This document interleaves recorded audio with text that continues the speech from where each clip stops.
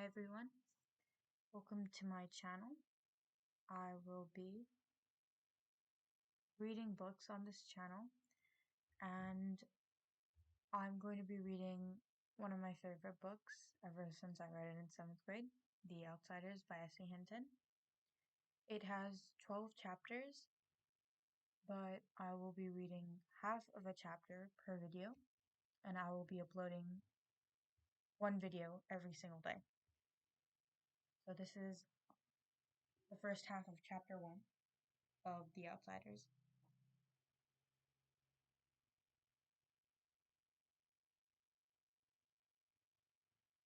When I stepped out into the bright sunlight from the darkness of the movie house, I had only two things on my mind: Paul Newman and a ride home.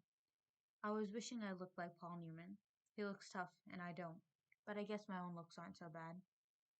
I have light brown, almost red hair, and greenish gray eyes.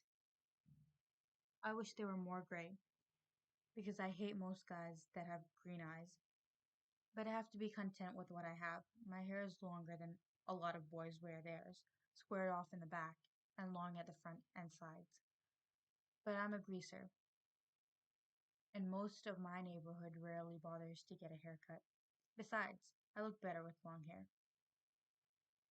I had a long walk home and no company, but I usually loan it anyways, for no reason except that I like to watch movies undisturbed so I can get into them and live with the actors.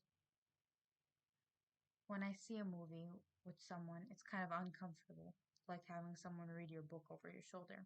I'm different that way. I mean, my second oldest brother, Soda, who is 16 going on 17, never cracks a book at all, and my oldest brother, Daryl, who we call Derry, works too hard to be interested in a story or a drawing. So I'm not like them, and nobody in our gang digs movies and books the way I do. For a while there, I thought I was the only person in the world that did, so I loaned it. Soda tries to understand at least, which is more than Derry does. But then, Soda's different from anybody. He understands everything, almost. Like he's never hollering at me all the time the way Derry is, or treating me as if I was 6 instead of 14. I love Soda more than anyone, even Mom and Dad.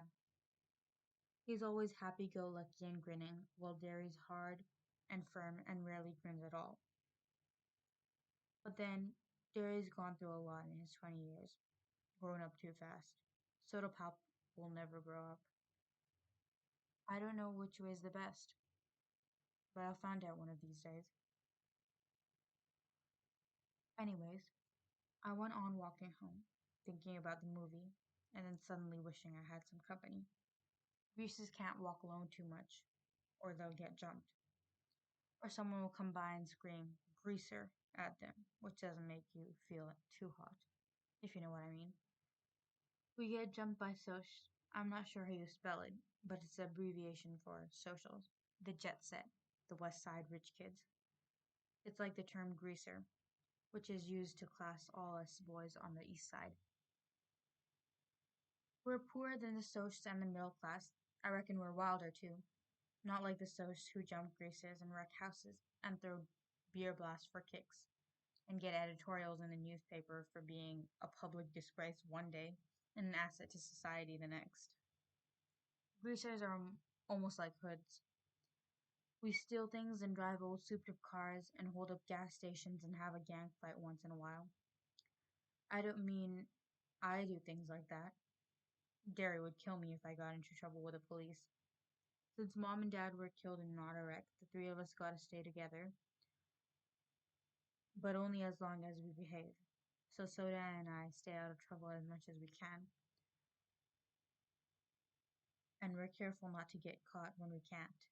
I only mean that most greasers do things like that, just like we wear our hair long, dress in blue jeans and t-shirts, or leave our shirt tails out and wear leather jackets and tennis shoes or boots. I'm not saying that either Socs or greasers are better. That's just the way things are. I could have waited to go to the movies until Derry or Soda Pop got off work. They would have gone with me, or driven me there, or walked along, although Soda just can't sit still long enough to enjoy a movie, and they bore Derry to death. Derry thinks his life is long enough without inspecting other people's, or I could have gotten one of the gang to come along with me, one of the four boys Derry and I have grown up with and consider family. We're almost as close as brothers. When you grow up in a tight knit neighborhood like ours, you get to know each other real well. If I had thought about it, I could have called Derry and he would have come by on his way home and picked me up. Or Two-Bit Matthews, one of our gang, would have come to get me in his car if I had asked him. But sometimes I just don't use my head. It drives my brother Derry nuts when I do stuff like that, 'cause I'm supposed to be smart. I make good grades and have a high IQ and everything, but I don't use my head. Besides, I like walking. I was about to decide I didn't like it so much, though, when I spotted the red Corvair trailing me. I was almost 2 blocks from home then, so I started walking a little faster. I had never been jumped, but I had seen Johnny after Foresters got the hold of him, and it wasn't pretty. Johnny was scared of his own shadow after that, and Johnny was 16 then. I knew it wasn't any use, though, the fast walking I mean. Even before the Corvair pulled up beside me and five Soasts got out, I got pretty scared. I'm kind of small for 14, even though I have a good build, and those guys were bigger than me. I automatically hitched my thumbs in my jeans and slouched, wondering if I could get away if I made a break for it. I remember Johnny, his face all cut up and bruised, and I remembered how he cried when we found him half conscious in the corner lot. Johnny had it awful rough at home. It took a lot to make him cry. I was sweating something fierce. Although I was cold, I could feel my palms get clammy and perspiration run down my back. I get like that when I'm real scared. I glance around for a pop bottle or a stick or something. Steve Randall, Soda's best buddy, had once held off 4 guys with a busted pop bottle, but there was nothing, so I stood there like a bump on a log while they surrounded me.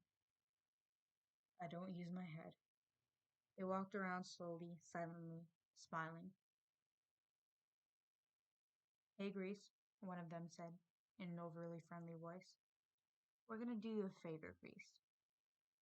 We're gonna cut off all of that long, greasy hair. He had a madras shirt on. I can still see it. Blue madras. One of them laughed, then cussed me out in a low voice. I couldn't think of anything to say. There just isn't a whole lot you can say while you're getting mugged. So I kept my mouth shut. Need a haircut, Greaser? The medium-sized blonde pulled a knife out of his back pocket and flipped the blade open. I finally thought of something to say. No. I was backing up away from that knife, and of course, I backed right into one of them. They had me down in a second. They had my arms and legs pinned down, and one of them was sitting on my chest with his knees on my elbows. And if you don't think that hurts, you're crazy. I could smell English leather shaving lotion and stale tobacco, and I was wondering foolishly if I would suffocate before they did anything. I was scared so bad I was wishing I would. I fought to get loose and almost did for a second.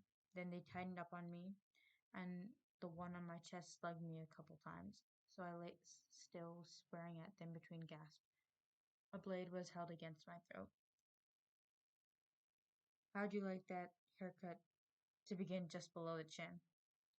It occurred to me then that they could kill me. I went wild. I started screaming for soda, dairy, anyone. Someone put his hand over my mouth, and I bit it as hard as I could, tasting the blood running through my teeth. I heard a muttered curse and got slugged again, and there was stuffing a handkerchief in my mouth. One of them kept saying, "Shut him up, for Pete's sake, shut him up."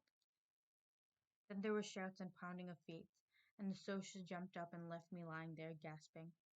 I lay there and wondered what in the world was happening. People were jumping over me and running by me, and I was too dazed to figure it out. Then someone had me under the armpits and was hauling me to my feet. It was Derry. Are you all right, pony boy? He was shaking me, and I wish he'd stop. I was dizzy enough, anyways.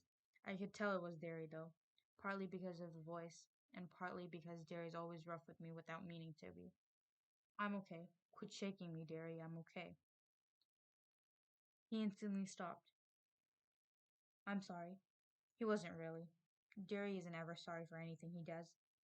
It seems funny to me that he should look just exactly like my father and act exactly the opposite of him. My father was only 40 when he died, and he looked 25, and a lot of people thought Derry and Dad were brothers instead of father and son. But they only looked alike. My father was never rough with anyone without meaning to be. Derry is 6 feet 2, and broad shoulders, and muscular. He has dark brown hair that kicks out in the front and has a slight cowlick in the back, just like Dad's. But Derry's eyes are his own. He got eyes that are like two pieces of pale blue green ice. They've got a determined set to them, just like the rest of him. He looks older than 20, tough, cool, and smart. He could be real handsome if his eyes weren't so cold. He doesn't understand anything that's not plain hard fact, but he uses his head. I sat down again, rubbing my cheek where I had been slugged the most. Derry jammed his fists in his pocket. They didn't hurt you too bad, did they? They did. I was smarting and aching, and my chest was sore, and I was so nervous my hands were shaking. And I wanted to start bawling, but you just don't say that to Derry. I'm okay. Soda Pop came loping back. By then I had figured out that all the noise I heard was the gang coming to rescue me. He dropped down beside me, examining my head. You got cut up a little, huh, pony boy? I only looked at him blankly. I did. He pulled out a handkerchief, wet the end with his tongue, and pressed it gently against the side of my head. You're bleeding like a stuck pig. I am? Look, he showed me the handkerchief, written as if by magic. Did they pull a blade on you? I remembered the voice. Need a haircut, greaser? The blade must have slipped while he was trying to shut me up. Yeah, Soda's handsomer than anyone else I know. Not like Derry. Soda's movie star kind of handsome. The kind that makes people stop on the street to watch go by. He's not as tall as Derry, and he's a little slimmer, but he has a finely drawn, sensitive face that somehow managed to be reckless and thoughtful at the same time. He's got dark gold hair that he combs back, long and silky and straight, and in the summer the sun bleaches it to a shining wheat gold. His eyes are dark brown, lively, dancing, recklessly laughing eyes that can be gentle and sympathetic one moment and blazing with anger the next. He has Dad's eyes, but Soda is one of a kind. He can get drunk in a drag race or dancing without ever getting near alcohol. In our neighborhood, it's rare to find a kid who doesn't drink once in a while, but Soda never touches a drop. He doesn't need to. He gets drunk on just plain living, and he understands everybody. He looked at me more closely. I looked away hurriedly because, if you want to know the truth, I was starting to bawl. I knew I was as white as I felt, and I was shaking like a leaf. Soja just put his hand on my shoulder. Easy, pony boy. They ain't gonna hurt you no more. I know, I said, but the ground began to blur as I felt hot tears running down my cheeks. I brushed them away impatiently. I'm just a little spooked, that's all. I drew a quivering breath and quit crying. You just don't cry in front of Derry. Not unless you're hurt like Johnny had been that day we found him in the vacant lot.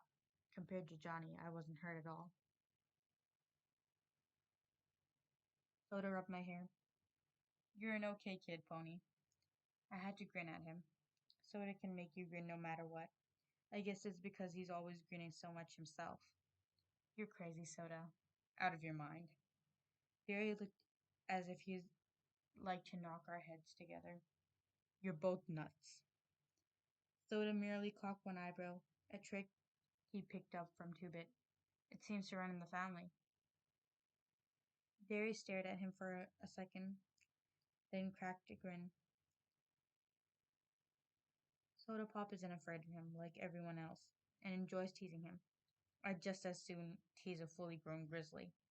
but for some reason, Derry seemed to like being teased by Soda.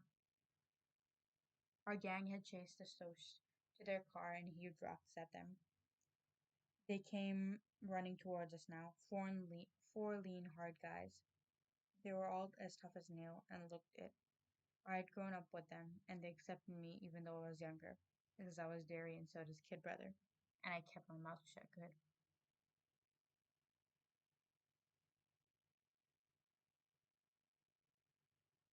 Reminder, everyone, chapter 1, part 2 will be posted tomorrow. Thank you for watching.